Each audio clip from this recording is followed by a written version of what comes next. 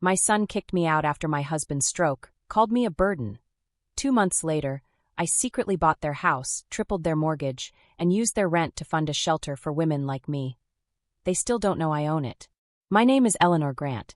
I'm 61 years old, and if someone had told me 2 years ago that I'd be living alone in a quiet house surrounded by pine trees and hummingbirds, I'd have laughed them right out the door. Back then, I still believed in comfort, in safety, in the idea that if you gave your life to your family, they'd protect you when it was your turn to need someone. I know better now. I wasn't always this version of myself, the calm, quiet woman people pass on walking trails, the one who speaks softly and always carries a paperback in her purse. Once I was someone's wife, someone's mother, and I built my life around those roles like bricks in a wall. For over 30 years, I was married to Robert. He was kind, thoughtful, a man who used to make pancakes shaped like dinosaurs for our son, Lucas, even when Lucas was too old to find them funny. Robert wasn't perfect, but he was mine. And when I lost him to a sudden stroke one spring afternoon, it felt like someone had kicked my legs out from under me. The house in Boulder, the one we raised Lucas in, became too much after Robert died. Every corner echoed with memories, his slippers near the bed, the creak in the hallway floor where he used to sneak up behind me. I couldn't breathe in there. So when Lucas offered to let me stay with him and his wife in Denver for as long as I needed, I accepted. I told myself it would be temporary, just until I figured things out. Lucas had always been the quiet type, thoughtful like his father. He worked in tech, the kind of job where he was constantly on his phone or locked behind his laptop. His wife, Tessa, was different. She was all angles, sharp words, sharp clothes, sharp smile. A real estate agent who knew how to sell a dream, even if she didn't believe in it herself. From the moment I stepped into their sleek condo, I felt out of place. The walls were bare, the furniture cold and modern. No pictures, no warmth. Just spotless surfaces, and the smell of lavender cleaning spray. At first, I tried not to take up space.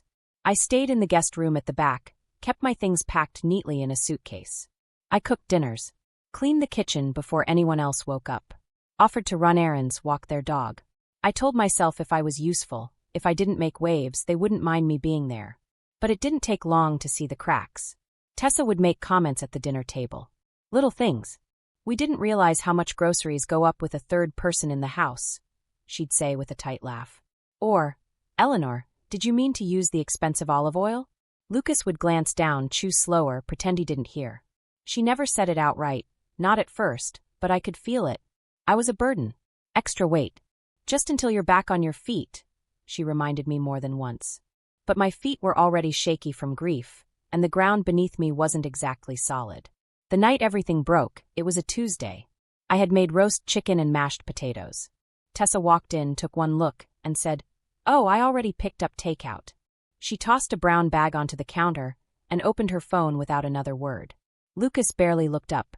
That night, as we sat in silence, her words came out as casually as if she were commenting on the weather.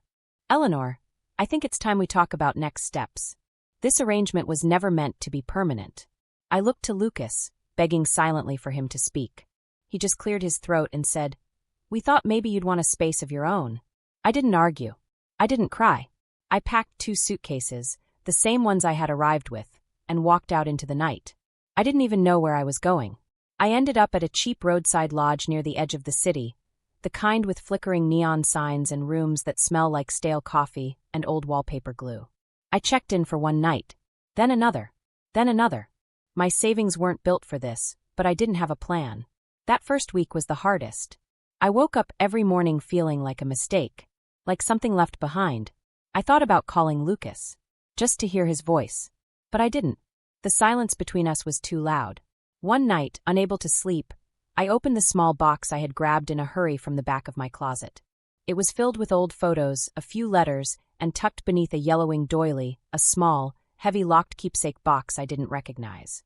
It was made of dark wood, smooth with age, and had a tiny brass clasp that had rusted slightly at the hinge. It wasn't marked, but the second I held it, I knew it had belonged to my mother.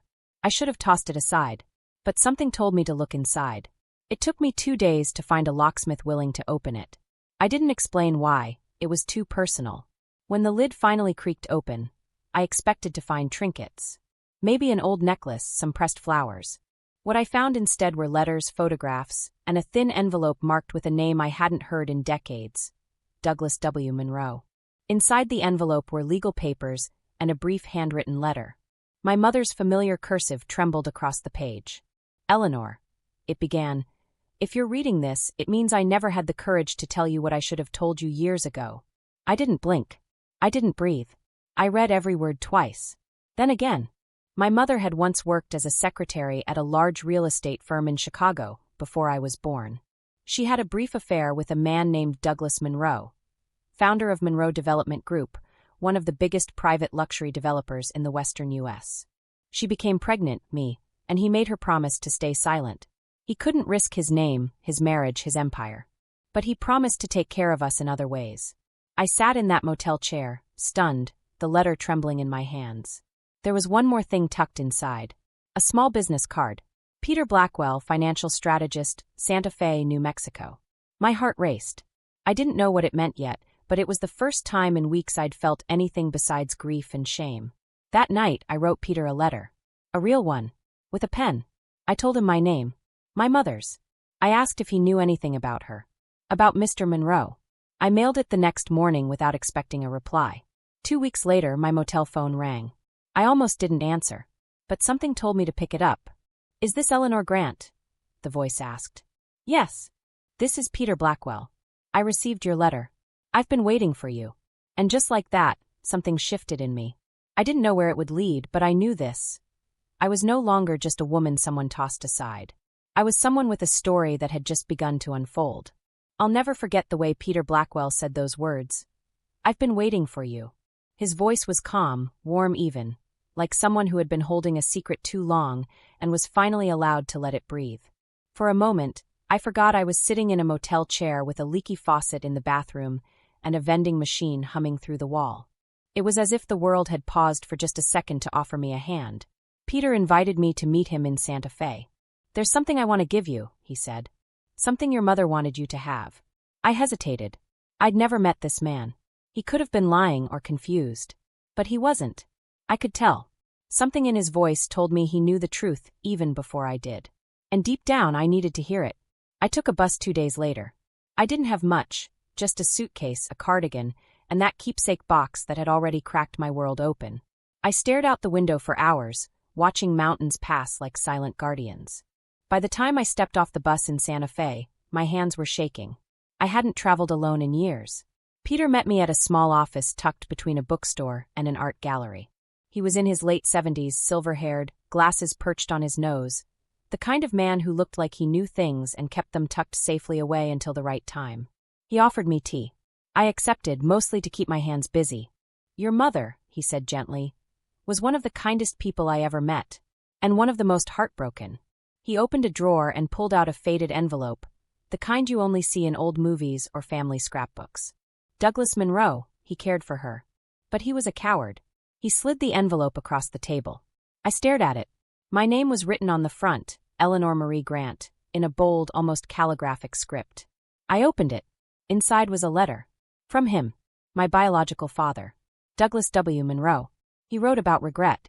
About how he met my mother when she worked as a temp assistant during a holiday project. How he had never stopped thinking of her. How he knew he couldn't claim me, but still wanted to give me something when he was gone. Something that said you mattered. I cried before the second paragraph. Peter waited quietly. Then he opened a locked cabinet and placed a thick folder in front of me. "This," he said, "is what he left you. A private trust fund. Accounts. Bonds. Ownership shares. Total value at the time of his passing, $4.3 million. I didn't speak. Couldn't. The number felt surreal. But it wasn't the money that left me breathless. It was what it meant. I had been someone's secret, but I wasn't a mistake. I was part of something bigger, something I never knew belonged to me. Peter explained that Douglas had arranged it all through him. No public records. No traceable links. All in trust. If I wanted it, it was mine. No conditions. I took the train back to Denver the next day, my mind racing. The world looked different. Not because of the money, but because I could finally see myself not as a burden, but as a woman with options. I wasn't at the mercy of anyone anymore. Not Lucas, not Tessa, not even the memory of Robert. The first thing I did was find a lawyer. Quiet, experienced, discreet. She helped me set up a private LLC, e.g. Estates, and we moved everything into it. I didn't want attention. I didn't want headlines or confrontation. I just wanted control. The next step came without hesitation. I started looking for property. Not just a place to live, but something that meant something. Something permanent. I looked all over Colorado, but one listing caught my eye, a large estate tucked in the foothills just outside Denver. A house with charm, privacy, and history. Old stone walls. A garden overrun with weeds. Faded window shutters that looked like they had once known joy. I recognized the neighborhood. Tessa used to boast about selling homes there. Old money territory, she once called it. I smiled when I remembered that. It felt like a quiet kind of poetry. I bought the house in cash under the LLC. No one knew it was me. That was the point. The estate needed work. Not just paint and plumbing, soul work. I hired local contractors, artists, designers. Women-led teams whenever possible. I didn't just restore the house. I transformed it. I built reading nooks. A meditation garden. A workshop space. I added warmth where there had been coldness. Laughter where there had been silence. All while staying in the background. I moved in quietly. No announcement. No housewarming party. Just me, a cup of tea, and the sound of the wind slipping through pine branches. For the first time in months, I slept soundly. But it didn't take long before I started hearing about Tessa again. A neighbor mentioned she'd seen her at the bank, angry, stressed. Then a grocery clerk who used to know me from town mentioned Lucas had lost a contract, and their condo was on the market. I didn't rejoice. That's not who I am. But I remembered Tessa's voice the night she told me to leave. The way Lucas looked down and said nothing. And I knew. Life was starting to hold up its mirror. One evening, just as the sun dipped behind the trees, I heard a knock on my door. I wasn't expecting anyone. When I opened it, Lucas was standing there. He looked older than I remembered. Tired. Not just from work, but from regret. He held his hands tightly in front of him like a boy about to confess something. I didn't know everything, he said softly. Not about the money, or the way she treated you when I wasn't around. But I know enough now. And I'm sorry. I said nothing for a long time. I just nodded. He looked around the entryway. This place, it's beautiful. Thank you, I said. I should have protected you, he added, quieter this time. I nodded again. Because he should have. And he knew it. He left after a few minutes. No hug. No long goodbye. Just a quiet understanding that the balance had shifted. The next day, a letter arrived at my lawyer's office. From Tessa. Not handwritten, emailed. She wanted to know if there had been some unfair dealings with the real estate transaction involving the estate I had purchased. She hinted at impropriety. Greed. She didn't name me, but she didn't have to. My lawyer sent a response back. One line. Please direct any further communication to our legal office. All activities conducted by EG Estates are fully compliant and protected by law. I never heard from her again. And that was fine with me. Because this wasn't about revenge. It was about something bigger. Something more sacred. I had lived my life quietly. Given everything to everyone around me. I had been erased. Ignored. Pushed aside. And now I was building something with my name on it. Not Monroe's. Not Grant's. Mine. The days that followed Lucas's visit were quiet, but not empty. I started each morning with tea and ended each evening with a walk through the garden, listening to the gravel crunch under my feet. For the first time in what felt like forever, I wasn't waiting for someone to call or explain themselves or change their mind. I was no longer hoping someone would remember me. I had remembered myself. The estate became more than a home. It became a project, a purpose. I hired a small team, mostly women, many of them survivors of things they never talked about openly. I knew that kind of silence well. We restored the guest house and turned it into a small studio space. One room for art, another for writing, a third for meditation. We hosted local support groups, creative workshops, and quiet retreats. Word spread slowly, naturally, through whispers and community boards. People came, not because it was grand, but because it was safe. I didn't put my name on any of it. Everything was under the umbrella of EG Estates. Those 2 letters were enough. They meant something now. Not just initials, but identity. I stayed out of sight during events, watching from upstairs windows or from the back of the garden. It was better that way. I wasn't trying to be the face of anything. I was just making room, something no one had done for me when I needed it. Then, one morning, as I stood in the kitchen slicing apples for pie, I saw a familiar figure walking up the stone path. My hand froze mid-slice. It was Lucas again. This time he looked different. His shirt was wrinkled, and his eyes were tired. But there was something else too, an uneasiness that made me set the knife down slowly. I opened the door before he knocked. He looked at me uncertain. "Can I come in?" he asked. I stepped aside. We sat at the kitchen table, the one I had polished just that morning. He looked around, as if trying to take everything in. "She knows," he said finally. I didn't need to ask who he meant. "She went through my emails. Found some old messages from your lawyer's office. Started putting things together. And then she found a copy of the property filing with E.G. Estates listed. I waited. She's convinced you're behind it all. The estate. The money. Everything. She's furious." I took a deep breath. "And what do you think?" He paused. "I think you deserved better. From the beginning." That sentence hit deeper than I expected. I didn't show it. I just nodded. "She said she wants to expose you. Go public with what she knows. Threaten to tell the press about your secret inheritance, as she calls it." I almost laughed. Not because it was funny, but because it was desperate. "She doesn't have anything real," I said calmly. "No proof. No legal claim." Lucas nodded. "I know, but still she's spiraling. She's angry and scared. Blames you for everything going wrong. Says you ruined our lives." I tilted my head. "Did I?" He looked down at his hands. "No." We sat in silence for a moment. "I left her," he said. "Last week. Packed a bag and moved into a short-term rental near work. I can't do it anymore. The control, the anger, the way she always needs someone to blame." A strange mix of emotions rose in me, sadness, relief, and something softer. Not pride exactly, but something like it. "I'm sorry it got this bad," I said. "So am I." He left not long after. I didn't ask where he was going or what his plan was. That wasn't my role anymore. He needed to figure it out for himself. 2 days later, a letter arrived in the mail. No return address. Inside was a single-typed note. "I know what you're doing. You won't get away with it. This isn't over." There was no signature. But the way the words pressed into the paper, hard and uneven, I recognized that tension. "Tessa." I didn't panic. I had expected something like this. People like her don't let go easily. They pull and claw until the very end. I handed the note to my lawyer, who filed it along with the previous emails. We weren't going to pursue legal action unless it escalated. But we were ready if it did. In the meantime, I kept going. That was the difference between who I used to be and who I was now. Before, I would have curled into myself, apologized for things that weren't my fault, tried to fix what others had broken. Now, I adjusted the locks on the property. Upgraded security. Not because I was scared, but because I had learned that protecting yourself isn't selfish. It's necessary. And the estate kept growing in ways I hadn't expected. A local therapist asked if she could host grief counseling circles on the weekends. A college student wanted to start a small book club for women over 50 who felt invisible in their own homes. Every week, something new bloomed. Then, one crisp afternoon, I saw another figure walking up the path. Tessa. I stood at the window and watched her. She wasn't dressed sharply like usual. No heels. No polished smile. Just jeans, a wrinkled sweater, and hair pulled into a loose knot. She looked tired. Smaller, somehow.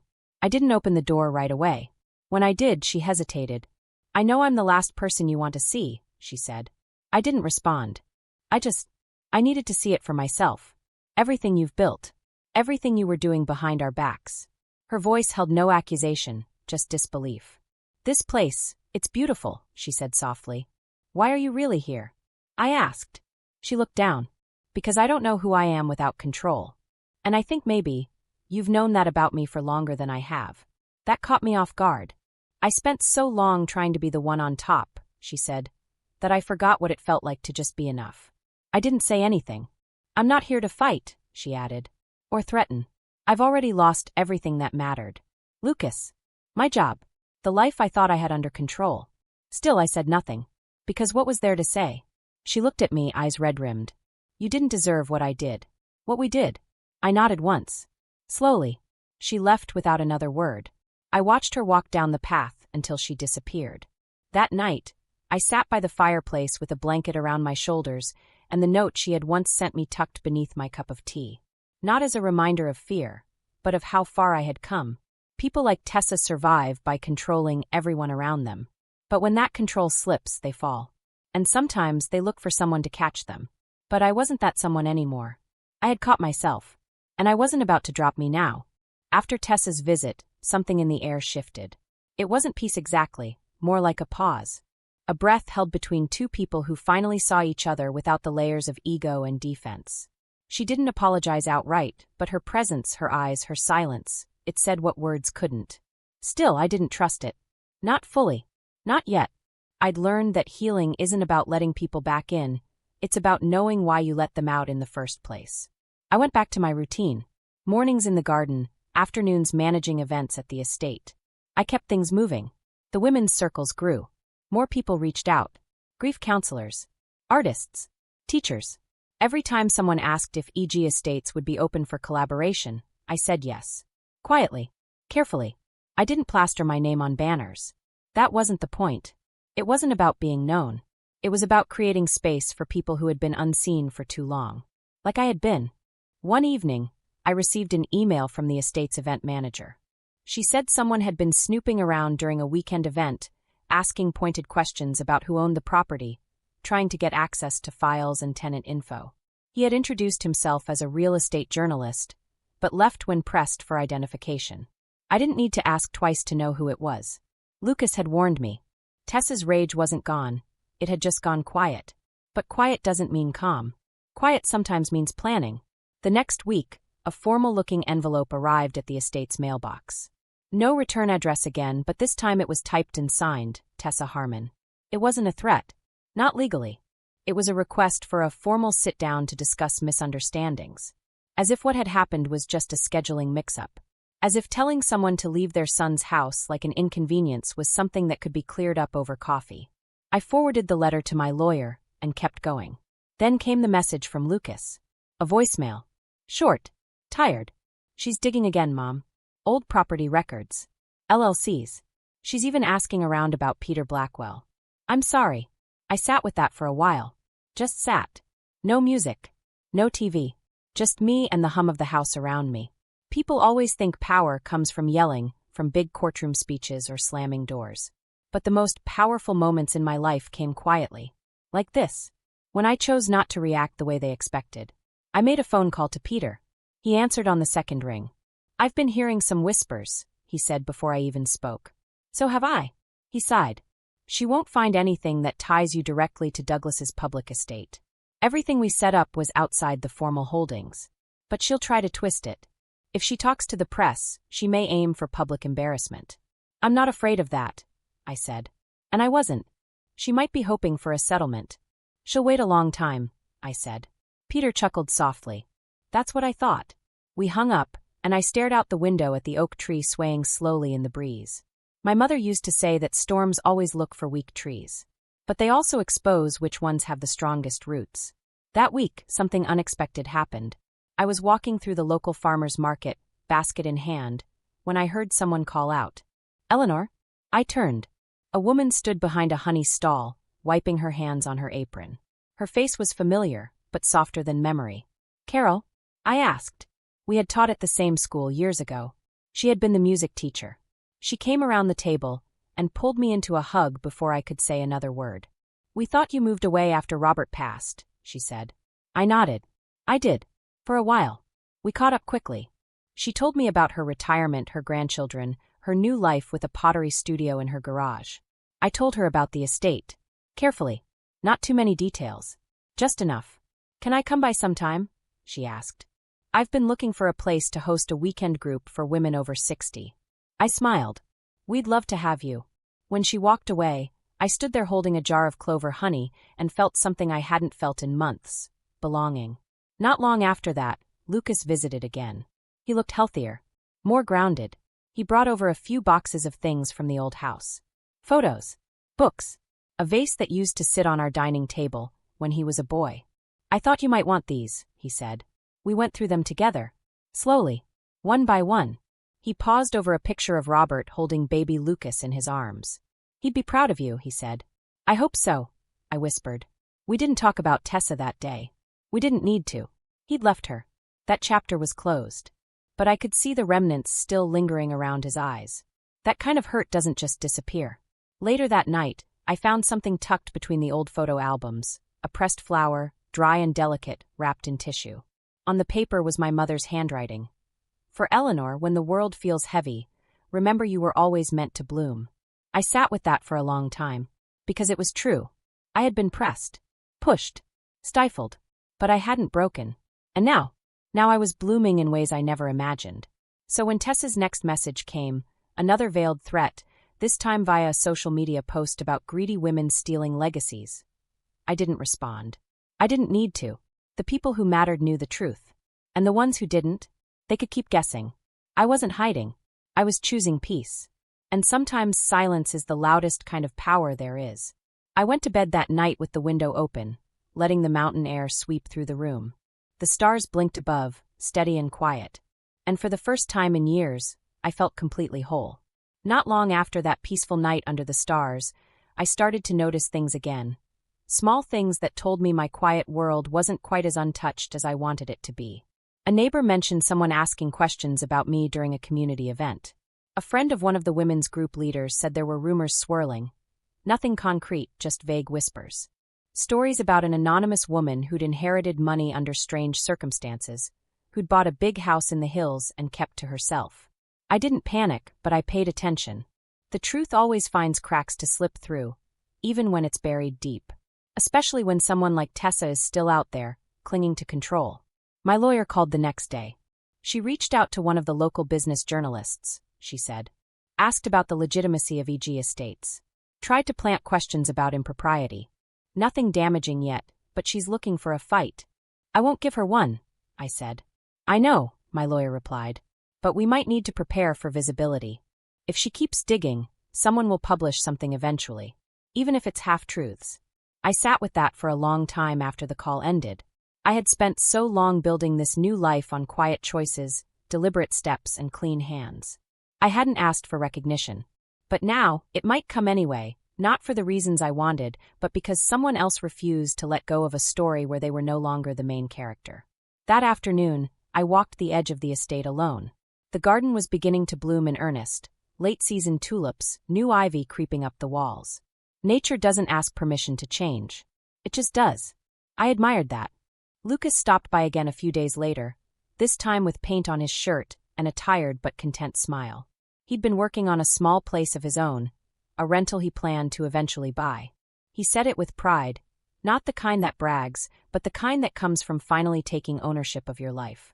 He helped me fix a broken trellis in the back. As we worked, he told me more about what the last few months had been like with Tessa. The tension, the fear, the way she'd slowly turned every decision into a battle. I didn't even recognize myself near the end, he said. I was just surviving her. I nodded, listening. I understood more than he knew. You don't always realize how deep you've sunk until you finally come up for air. He glanced at me then. How did you survive it? After Dad, after everything. I looked out toward the trees. I broke first. Quietly. The kind of breaking that doesn't make a sound, just feels like something inside you slipped out when you weren't looking. But then I remembered who I was before I gave everything away. He didn't speak, just gave a small, thoughtful nod. After he left, I sat on the porch and stared out over the land. It wasn't just soil and stone anymore. It was memory. Growth. Proof. The next morning, a letter arrived from Peter. Inside, he had enclosed the final verification of my inheritance paperwork. Everything was now transferred, accounted for, and clean. Alongside it was a note in his careful handwriting. You are now the only rightful holder of all remaining Monroe assets placed in trust. You may sell, gift, or reallocate as you wish. No one can touch it. It's yours, Eleanor. As it should have always been. I didn't cry. I just ran my fingers across the words. I didn't need the money, not anymore. I had enough. But it was what it symbolized that mattered. I had spent my life being someone's wife, someone's mother, someone's daughter. Now, I was someone to myself. I placed the letter in the top drawer of my writing desk, beneath the pressed flower my mother left me. Then I picked up a pen and wrote a check. It wasn't small. In fact, it was the biggest check I'd ever written. Half the remaining funds, redirected to a women's and children's shelter in downtown Denver. The very place I wish I had known existed the night I stood on a street curb with 2 suitcases and nowhere to go. I requested the funds go toward building a new wing. One designed for older women. Women like me. Women forgotten. I asked for it to be named the Monroe Haven. Quietly. Without ceremony. A few days later, I got a call from the shelter's director. She cried on the phone, said I had changed more lives than I would ever know. That night, I sat in my room, the air cool from the open window, and wrote another letter. This one to Amanda. Yes, Amanda. A woman from one of the shelter's support groups who had reminded me of myself. She had asked once if I had children. I had said yes, but I didn't explain. In the letter, I told her the truth. Not all of it, but enough. I lost myself once, I wrote. Then I found a way back, not because someone saved me, but because I realized no one else could. I want that for you too. It wasn't about replacing anyone. It was about giving something I had never been given, a chance to feel seen. Later that week, I received one last message from Tessa. It wasn't public. Not a threat. Just a private email, short and sharp. You've ruined everything. I hope it was worth it. I stared at it for a long time. Then I clicked delete. No reply. No response. No more energy spent where it wasn't deserved. Instead, I spent the evening on the porch, watching the light shift through the trees, holding a cup of tea warm in my palms. I had been erased once. Now I was writing in ink, and the page was far from full. Spring came quietly that year, sneaking in with soft rains and early sunlight that made the mornings feel gentler somehow. I found myself waking up earlier than usual, not from habit, but from peace. There's something about waking up with purpose that changes the way the day feels. You don't rush to escape your thoughts anymore. You walk beside them. I kept the estate running steadily. Workshops were full. The garden was thriving. Word had spread, but not in a noisy way. Just in the kind of way that matters, by word of mouth, heart to heart. Women came here to breathe, to write, paint, cry, or simply sit and feel less alone. I didn't need to lead them. I just made sure the doors were always open. One late afternoon, I stood at the top of the stairs in the main house, watching a small group finish up a meditation circle in the common room. They didn't know I was there. That's how I preferred it. This place wasn't about me. It was about giving space where there once was none. As I turned to go back to my study, I heard my name. Eleanor? I stopped. Down below, at the foot of the stairs, stood Lucas. But he wasn't alone. Next to him stood a woman I hadn't seen in months. Tessa. She looked different. Not just tired or worn down, though she did. But something about her face had changed. Like a layer had been stripped away. She wasn't wearing makeup. Her coat was too thin for the weather. She clutched the strap of her bag like she was holding on to something far more fragile. Lucas cleared his throat. She asked me to bring her. I stayed where I was. Tessa looked up at me, her voice quiet. Please. Just a few minutes. I considered turning away. I really did. But something in me, a part one thought had been silenced, told me to listen. Not for her, but for myself. Because closure doesn't always come with justice. Sometimes it just comes with knowing you didn't walk away from something unfinished. I walked down the stairs slowly. My steps were measured, calm. Not because I was afraid, but because I wanted to meet her from solid ground. We sat in the back room, the one with the sunken sofa and soft lighting. Lucas left us alone, standing near the door like he wasn't sure if he should stay or go. Tessa sat on the edge of the couch, her knees pressed together, hands folded so tight her knuckles turned white. I don't know where to begin, she said. Try the truth, I answered. She nodded slowly. I was wrong. About you. About everything. I didn't reply. I was angry, she continued. But not just at you. At myself. At life. At the way everything kept slipping through my fingers no matter how hard I tried to hold on. Still I said nothing. She swallowed hard. I thought if I controlled everything, nothing could hurt me. But all it did was make me hard. Cold. I know, I said finally. She blinked, surprised. I leaned forward. Because I was like that once too. After Robert died, I tried to stay so strong that I became invisible. That's what happens when you think surviving means never asking for help. Tessa's eyes welled up. She looked down at her hands. I was scared you'd take him away from me, she whispered. Lucas? I asked. She nodded. I never needed to, I said.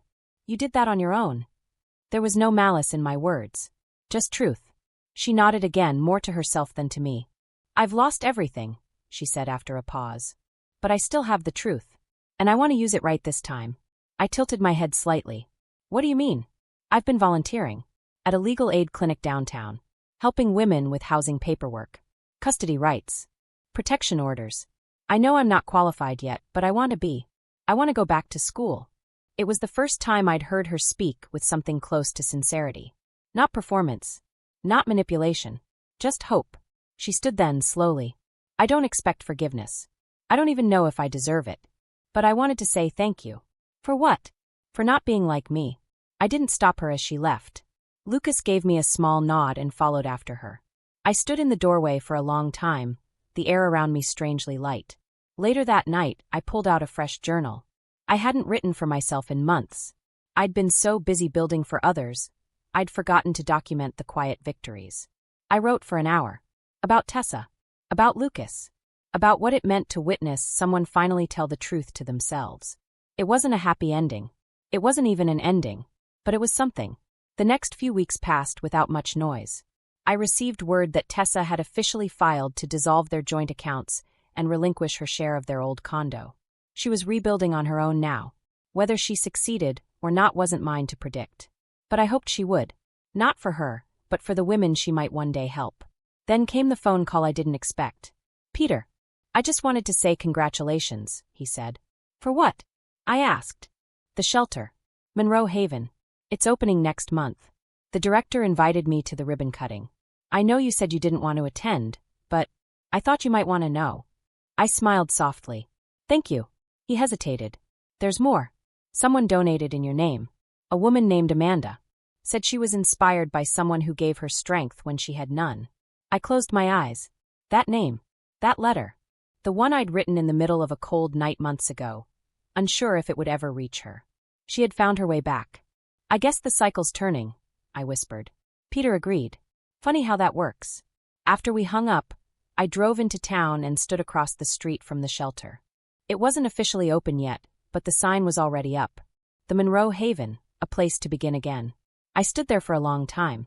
Not hiding, just reflecting. And when I turned to leave, I saw Lucas waiting near my car. I thought I might find you here, he said. You always were good at guessing. He handed me something small. A folded piece of paper. What's this?